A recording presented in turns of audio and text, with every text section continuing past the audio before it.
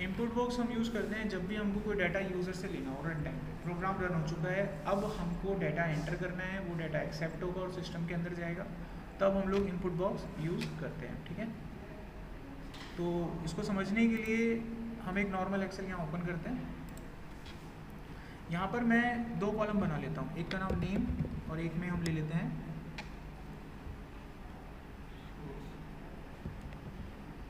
एक में हम ले लेते हैं यहाँ पर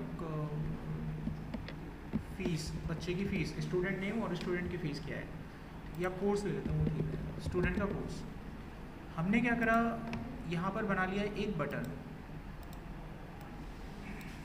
इसका नाम चेंज कर दिया, कोडिंग यहाँ करेंगे, नाम हम चेंज करेंगे प्रॉपर्टी में, कैप्शन के अंदर, यहाँ पे कैप्शन के अंदर। तो यहाँ पे हमने इसका नाम बदल के रख दिया न्यू एंट्री, ऐसे। अब इस पर कोड करेंगे हम इसके कोडिंग विंडो पे जाएंगे, यहाँ पर हमें देनी है, करेक्ट। तो मुझे इसके ऊपर कोड लिखना पड़ेगा, तो हम चलिए इसका कोडिंग वाला जो पार्ट पोर्शन है वो खोल लेते हैं साइड बाय साइड। अब कोडिंग में मैं क्या लिखूँगा, मैं यहाँ पर दो वेरिएबल बनाऊँगा, एक तो नेम के लिए और एक कोर्स के लिए।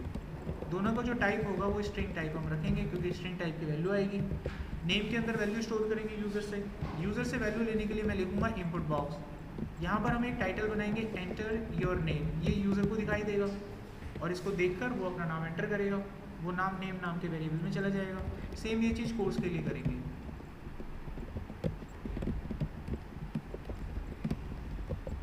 ये दोनों इन्फॉर्मेशन जाकर चली जाएंगी। अब ये दोनों इन्फॉर्मेशन हमको वहाँ एक्सेल के उस सेकंड वाली रो में एंटर करानी है, तो यहाँ पर हम लिखेंगे सेकंड रो का पहला कॉलम जिसके अंदर नेम की वैल्यू एंटर हो, और same to same second row के सेकंड कॉलम में कोर्स की वैल्यू एंटर हो गया काम। अब बस आपको ये चला के देखना है, यहाँ देखो ये क्लिक करा, ये नाम पूछ रहा है आपसे, आपने नाम डाला उमेश, इसने कोर्स पूछा, आपने डाला जावा, आ गया। इनपुट बॉक्स बताना था मुझे, मैंने बता दिया इनपुट बॉक्स ऐसे काम करता है। अभी कोई सवाल किसी का? आगे बढ़े। मैं तुम्हारी जगह होता तो मैं सवाल करता कि क्या सर अगर मैं जब इस पर दोबारा क्लिक करूंगा तो दूसरी एंट्री यहाँ जाएगी कि यहाँ जाएगी। अब जब दोबारा आप इस पर क्लिक करोगे ना तो दूसरी एंट्री भी यहीं आएगी, नीचे नहीं जाएगी वो। पूछा सवाल पूछा था आप लोगों ने, हैं? खत्म हो गया, तुमको बोलते बोलते अपना दिमाग से पढ़ाई करा करो, लेकिन नहीं करते हो तुम लोग। अभी आपने पूछा नहीं ना ये सवाल, अभी आप लोगों के लिए क्वेश्चन है अपना घर पे। आप लोग जब बीबीए पढ़ रहे हो तो घर पे कुछ करते नहीं होंगे, इतना ही पता है बीबीए में। अब तुम्हारे लिए एक चैलेंज आ गया है, अब इसको घर पे जाके मत्था मारना। अब जब दूसरी एंट्री करेंगे तो वो यहाँ पे जानी चाहिए, कैसे जाएगी लगाओ दिमाग, ठीक है, सोचो कैसे जाएगी। अब जो चीज़ आप मेरे से नहीं पूछोगे ना, मैं तुमको याद दिला दिला के तुमसे करवाऊँगा, समझिए बात। अब जब आप पढ़ोगे कोई चीज़ पूछोगे तो उसका आइडिया या तरकीब बताऊँगा, लेकिन आपने मुझसे नहीं पूछा तो तुमको याद दिला के तुमसे करवाऊँगा, याद रखना अभी बात, फाइनल।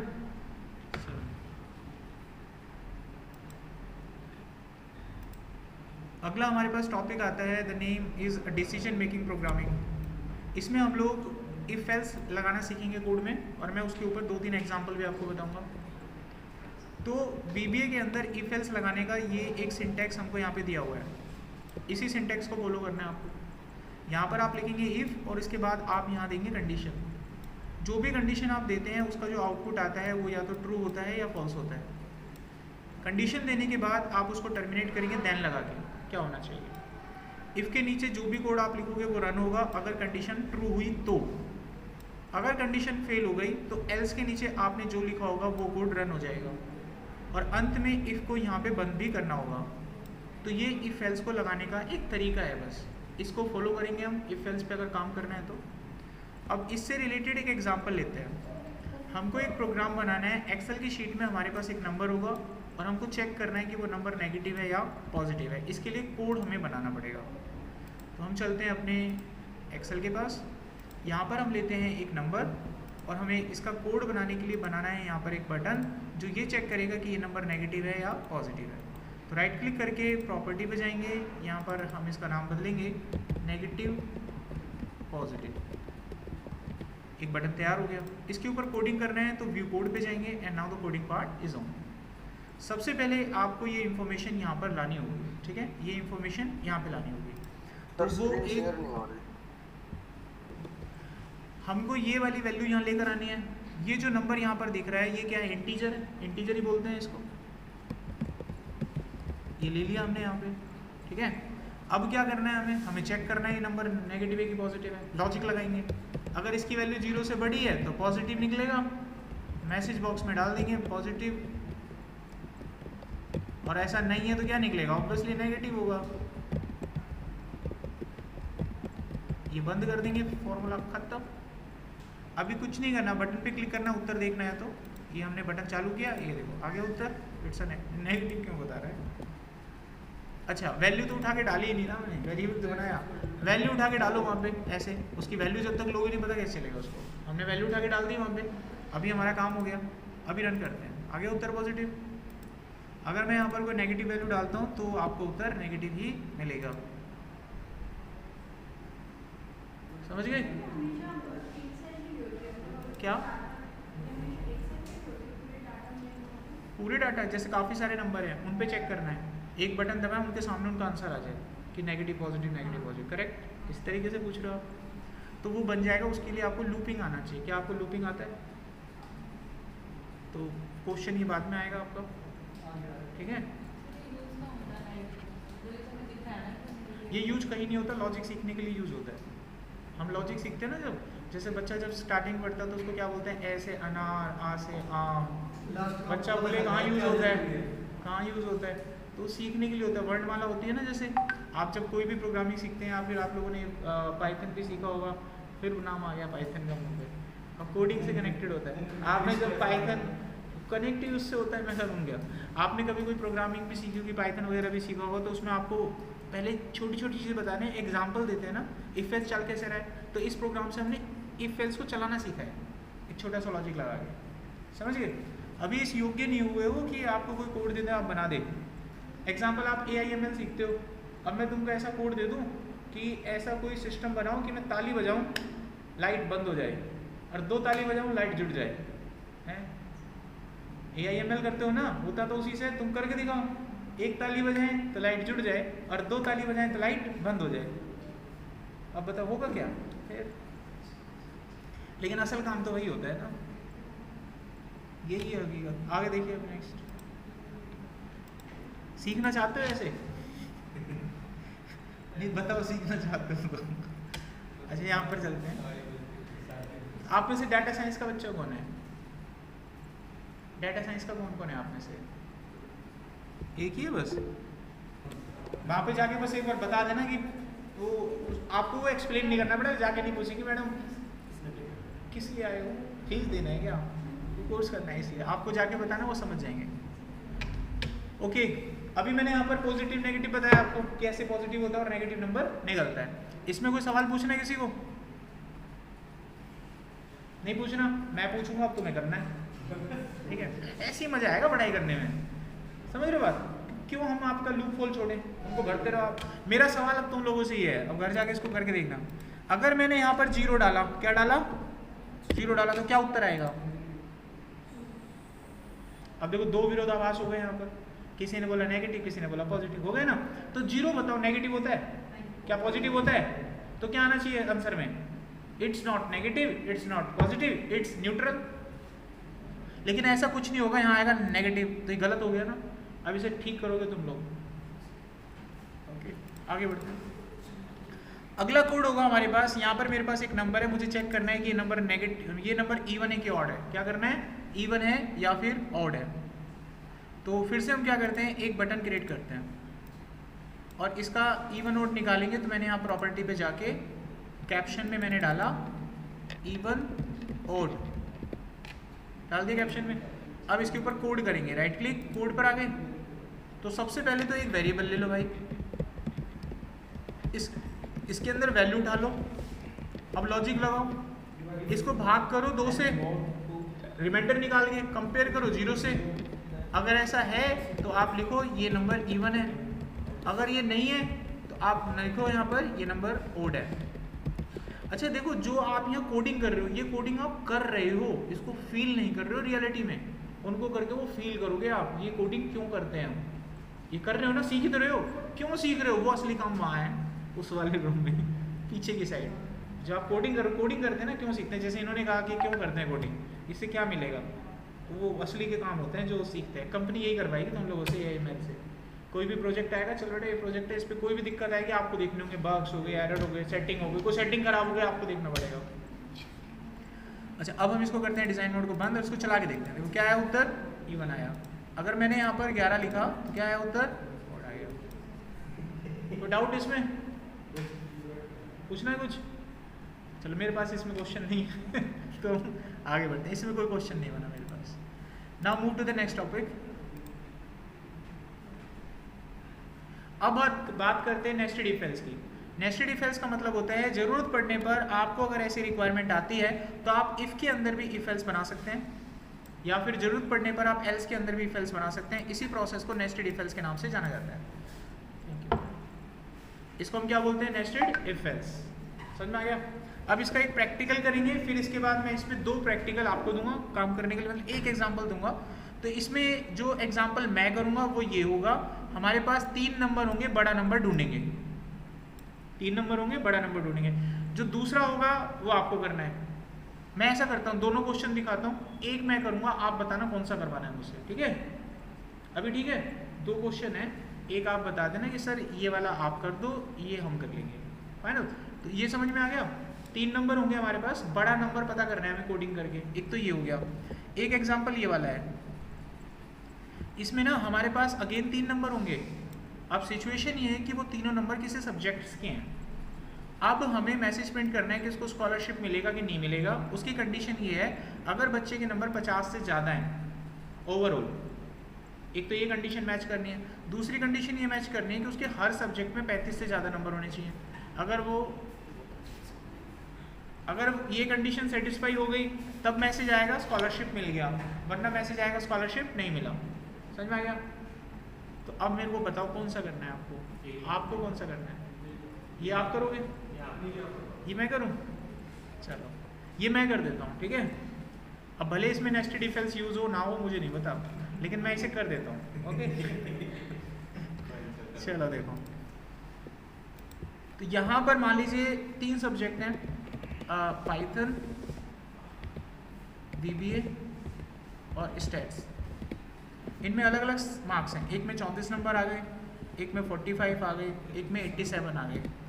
अब हमें इसको स्कॉलरशिप देने का कोड बनाना है कि मिलेगा भी कि नहीं मिलेगा। हम जाते हैं अपने कोडिंग वाले पार्ट पे। तो यहाँ पर मैं लिखा टास्क ऑफ इफ एल्स। सबसे पहले आप 3 वेरिएबल लेंगे, A, B, C। इनकी वैल्यू को स्टोर करवाएंगे यहाँ पर। तो A2 की वैल्यू डालनी है इसमें, B2, समझ रहे हो ना ये क्यों कर रहा हूँ मैं ऐसे? सारी तीनों वैल्यूज आ गई। अब हमको यहाँ पर एवरेज निकालना है, इनका एवरेज कितना बनेगा वो भी निकालना होगा। तो मैं यहाँ पर एक वेरिएबल एवरेज ले लेता हूँ।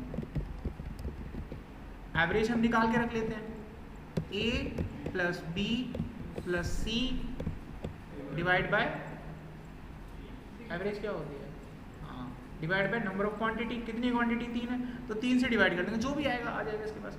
अब हम अपना लॉजिक लगा सकते हैं, तो लॉजिक लगाते हैं। इफ़ हर सब्जेक्ट में क्या होना चाहिए, 35 से ज़्यादा नंबर होने चाहिए।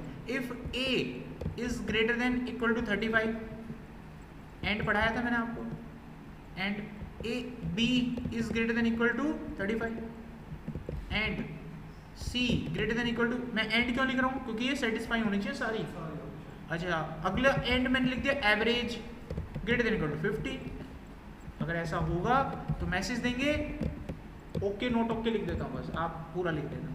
नहीं तो हम एल्स पार्ट पे जाएंगे, यहाँ पर मैसेज देंगे नॉट ओके। बताओ, इतना तो इजी था, ये तो बन गया। अभी चला के देखते हैं। तो नॉट ओके आ रहा है, क्यों आ रहा है? क्योंकि फेल है ये, है ना? अभी हमने क्या करा, पास कर दिया, अभी चलाया, क्या आया उत्तर? समझ में आया? अब वो 3 नंबर वाला तुम खुद करना, ठीक है? इसमें आपको सहूलियत ये मिलेगी कि इसमें कोड बना हुआ है, आपको पढ़ना है बस।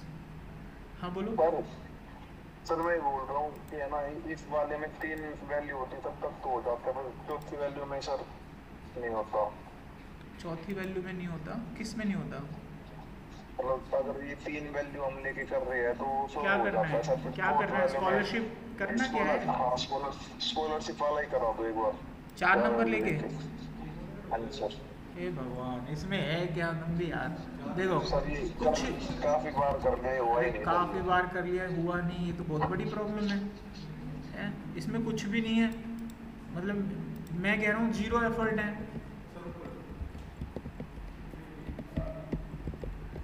मतलब इसमें कुछ होना है ऐसा जो खतरनाक चीज़ हो, जब तो मैं मानूँ भी।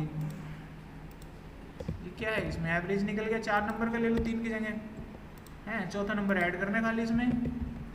कुछ ऐसी खतरनाक चीज़ थोड़ी ना पूछ लिया आपने। ये हो गया, ये चला लो, ओके बन गया। सर वो इसमें नहीं कह रहे, वो कह रहे हैं उस दूसरे वाले में। हाँ मैंने पूछ के कराया, अब दूसरा वाला खुद करना। पूछ के कराया ना ये सवाल मैंने, स्कॉलरशिप वाला की क्या उसने खुद बोला है कबूल करके कि स्कॉलरशिप वाला सर।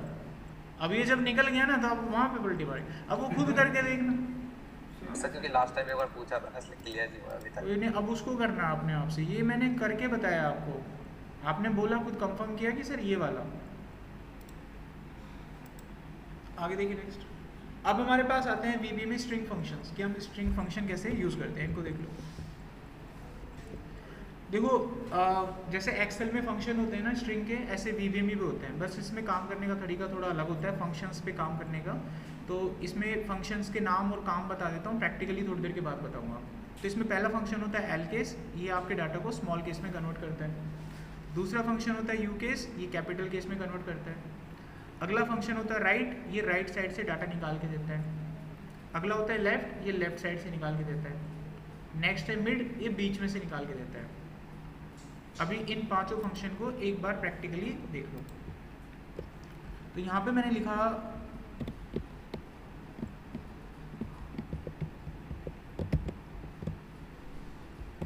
ऐसे करके, मैंने किसी का नाम लिख दिया रामानुज। अब ना तो ये छोटों में है ना बड़ों में, किसी में भी नहीं है। अब इसको ठीक करेंगे हम। सबसे पहले वो डाटा एक वेरिएबल में स्टोर कर लो आप।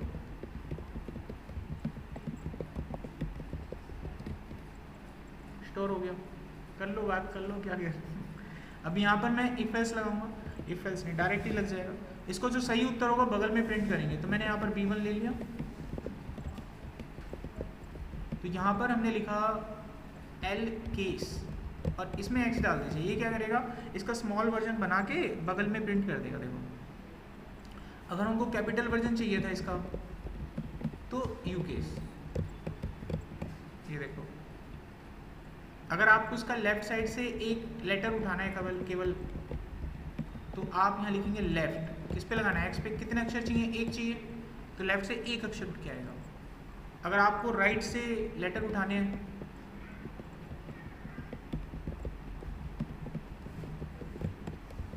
तो लिख दो, ये राइट से एक अक्षर उठा के आपको देगा। अगर आपको बीच में से उठाना है, जैसे बीच में से MAN मान उठाना है हमको, तो मिड लिखना है फॉर्मूला। अब M से शुरू करना है ना, तो पोजीशन काउंट करो M की, 1 2 3, और कितने अक्षर उठाने हैं, MAN 3 अक्षर उठाने हैं, तो ये आपको दे देगा ऐसे। अगर आपको इसके नंबर ऑफ लेटर पता करने हैं तो उसके लिए लेंथ होता है, डाल दो, ये इसके नंबर ऑफ लेटर बता देगा। तो इस तरीके से हम इस पे काम करते हैं। तो क्वेश्चन इसमें अगला, हाँ 20 वो पहले से बढ़ा था। अब पूछो क्या पूछो, ये पहले से बढ़ा है ना MAN में। इसमें भी नाम अलग होते हैं। हाँ बिल्कुल होते हैं, दिमाग लगाना पड़ेगा, स्पेस की पोजीशन ढूंढना, लॉजिक। जैसे एक्सेल में डायरेक्ट नहीं था ना, ऐसे इसमें डायरेक्ट नहीं है, खेलना पड़ेगा तो पूरा। इसमें भी डायरेक्ट नहीं होता, सोचना पड़ेगा। जैसे फंक्शन बता दिया, इसमें भी सोचना पड़ेगा लॉजिक लगा के, कैसे ढूंढें, कैसे पता करें, ऐसे ढूंढें। इसमें अगर बना के रख लेते हो आप तो किसी भी जगह जब जाओगे फॉर्मूला बस अपना मैक्रो कॉल करना, अलग हो जाएगा, काम बन जाएगा आपका। अच्छा अगले कोड में मान लो हमारे पास यहाँ पर एक डाटा है जिसमें लेफ्ट साइड में स्पेस है और मुझे इसका लेफ्ट साइड का स्पेस खत्म करना है।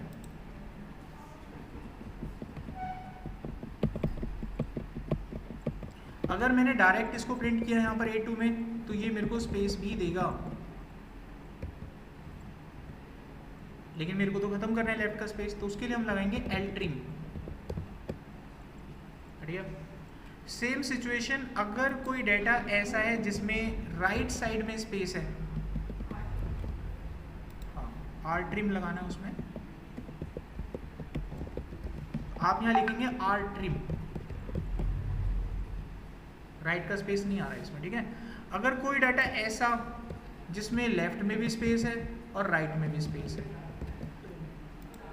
हाँ, तो वहां पर आप लगाएंगे ट्रिम। ये देखो आगे पीछे का दोनों स्पेस खत्म हो जाता है। अगर कोई ऐसा डाटा जिसमें किसी चीज को बदलना है आपको, जैसे मैंने लिखा Ram is a good boy, हमें इसमें गुड को बैड में कन्वर्ट करना है, आंसर चाहिए A2 में। तो यहाँ पर आपके पास फंक्शन होता है रिप्लेस। किसको बदलना है? x को बदलना है, x वाले डाटा पे। क्या चीज़ बदलनी है? गुड बदलना है। किसमें? बैड में। अभी रन किया, ये बदल गया। अगर आपको कोई टेक्स्ट बना के प्रिंट करना है, कोई एक सिंगल लेटर आपको कई बार प्रिंट करना है, तो उसके लिए तरीका होगा, जैसे वेरिएबल x हमारे पास है, मैं इसमें चाहता हूँ 20 बार स्टार लगा के, ऐसे तो टाइम लगेगा मुझे। मैं एक आसान तरीका लूँगा, मैं लिखूँगा 20 बार मुझे स्टार दो, ये दे देगा, 20 टाइम्स स्टार देगा। इसको जहाँ चाहते हो वहाँ प्रिंट कर लेंगे हम। हमने A2 में इसको प्रिंट कर दिया। अब हम देखेंगे अगर हमारे पास दो टेक्स्ट हों तो कैसे कंपेयर करते हैं। जैसे यहाँ पे लिखा हुआ है राम और यहाँ लिखा हुआ है सैम। अब मुझे ये दोनों कंपेयर करने हैं कि क्या ये दोनों मैच कर रहे हैं।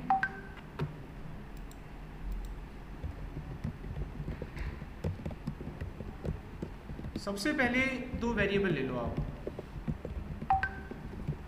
इनकी वैल्यू को स्टोर करवा लो।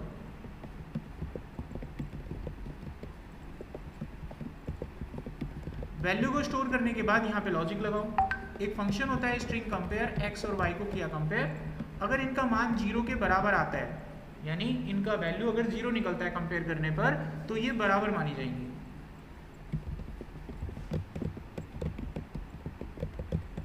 अगर ऐसा नहीं आता तो ये बराबर नहीं है। अभी देखिए ये बराबर नहीं है तो उत्तर बराबर नहीं आएगा। अगर मैं इनको एक्चुअली मैच कर दूं अगर, तो उत्तर अभी ठीक हो जाएगा। ठीक है, अब आप मेरे को ये बताओ यहाँ पर हम 0 क्यों लिखते हैं इसको कंपेयर करने के लिए? एग्जैक्ट मैच के लिए। एग्जैक्ट मैच के लिए 0 ही क्यों लिखा? एक भी लिख सकते थे, कुछ और भी बना सकते थे कोड। 0 क्यों बनाया? एक ट्रू के लिए होता है सर। ट्रू के लिए एक होता है ना, तो फिर मैच है तो एक आना चाहिए, ट्रू है तो फिर है ना। 0 तो फॉल्स होता है, ये नहीं है इसका मतलब। अभी देखो आप इसका लाइव मतलब समझोगे, खुद बोलोगे। अब देखो मैं यहाँ पे नंबर लिखूंगा, आप बताना बराबर है कि नहीं है। ठीक है, ध्यान से देखना, ये बराबर है। कैसे पता चला? डिफरेंस निकाला आपने, डिफरेंस देखा तो 0 आया, 0 नहीं आया, इसीलिए तुम बोले बराबर नहीं है। अच्छा अभी बताओ ये बराबर है? कैसे पता लगा? आपने डिफरेंस निकाला, डिफरेंस कितना आया, इसीलिए वहां मैंने 0 लिखा। समझ गए?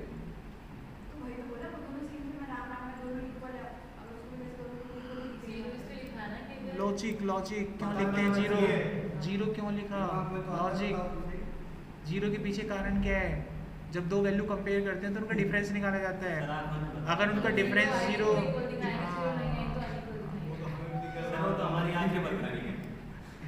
डिफरेंस कंप्यूटर कैसे समझेगा? एल्गोरिथम अलग होता है कंप्यूटर का। ठीक है, बच्चे सोच रहे थे आज तो ठीक बताया था, यहाँ गलत क्यों? अच्छा ये हो गया यहाँ पे। चलो अभी ये आपकी जो यूनिट है कंप्लीट हो जाती है, एक बार देख लो। एल ट्रिम बता दिया, आर ट्रिम हो गया, ट्रिम हो गया, स्पेस हो गया, लेंथ हो गया ना, रिप्लेस हो गया, स्ट्रिंग कंपेयर हो गया, स्ट्रिंग हो गया। तो ये खत्म, आपकी 3 यूनिट कंप्लीट हो गई हैं। टोटल कितनी यूनिट थी? 8। इसको सेव करके आप लोगों तक भेज